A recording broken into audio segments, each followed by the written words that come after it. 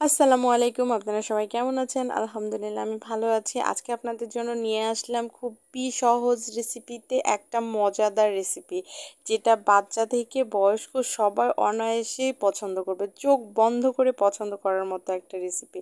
আর এতটাই টেস্টি এবং ঘরে কিছু না থাকলেও শুধু নুডলস থাকলেই কিন্তু এটা রান্না করা যাবে। তা আমি এই যে মাত্র 2 প্যাকেট নুডলস নিয়েছি, আর এই 2 প্যাকেট নুডলস রান্নার জন্য আমি এখানে নিয়েছি পেঁয়াজ কুচি, রসুন কুচি এবং কুচি কুচি মরিচ কুচি। এখন আমি নুডলসটা রান্না করার জন্য প্রথমে আমি পানিটা গরম করতে দিয়ে দিয়েছি। যখন পানিটা বলক আসা হয়ে এসেছে, এ পর্যায়ে আমি এই যে নুডলসগুলো দিয়ে দিচ্ছি।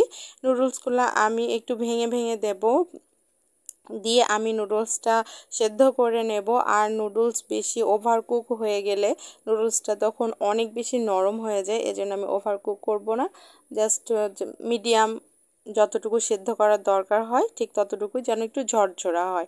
ঝরঝরা নুডলস খেতে অনেক বেশি ভালো লাগে। এই যে আমার সেদ্ধ করা হয়ে গেছে, আমি ঢেলে নিলাম, কিন্তু আমি পানিটা কিন্তু ফেলে দিইনি। পানির নিচে আমি একটা বাটি রেখেছি, বাটিতে আমি পানিটা রেখে দিয়েছি। কেন রেখেছি পরে বলছি।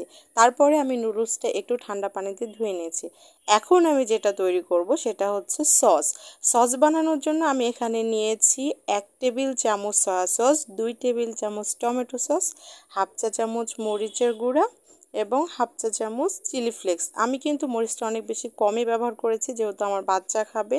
আমাদের বাসায় খুব একটা বেশি ঝাল খায় না। দিয়ে দিলাম নুডলসের মশলা।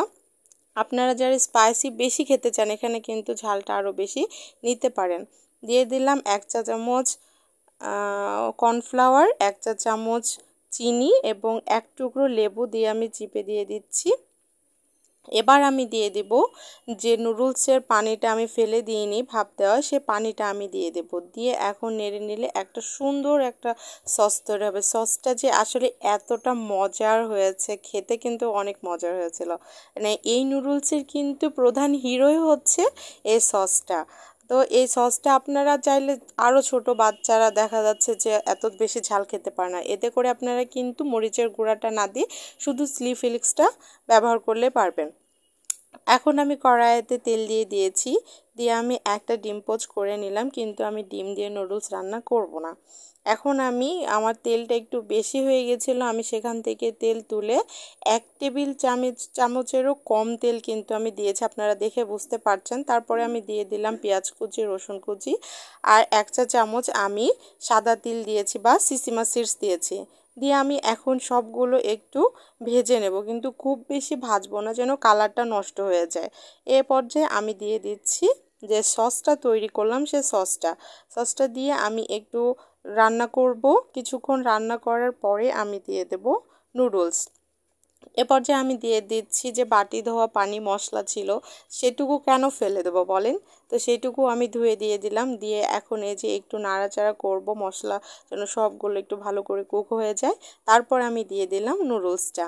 এখন আমার কিন্তু 90% রান্না অলমোস্ট ডান। এখন জাস্ট আর একটু হলে আমার নুডলসটা রেডি হয়ে যাবে। এখন সব সসের সাথে সুন্দর করে আমি নুডলসটা মিশিয়ে নিব। আর আমি এই যে দেখতে পাচ্ছেন ছোট ছোট করে কেটে নিয়েছি কাঁচামরিচ আমি কিন্তু একদমই কচি নিয়েছি, যেন ঝাল না লাগে কিন্তু খেতে ভালো লাগে, আর সবুজ সবুজ লাগবে, দেখতে অনেক ভালো হবে। আর মিশিয়ে নিলে কিন্তু তৈরি হয়ে গেল আমার মজাদার নুডলস।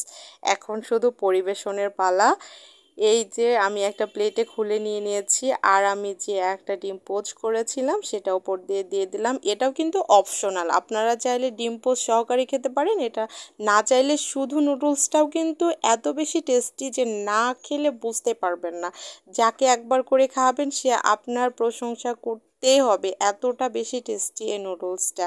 আর এই যে একটু পরিবেশন করলাম উপর দিয়ে সাদা তিল দিয়ে দিয়ে পরিবেশন করবেন পরিবার পরিজন সবার সাথে। আর আমার জন্য দোয়া করবেন। রেসিপিটা কেমন লেগেছে অবশ্যই কমেন্টে জানাবেন। আজকে এ পর্যন্তই, আল্লাহ হাফেজ।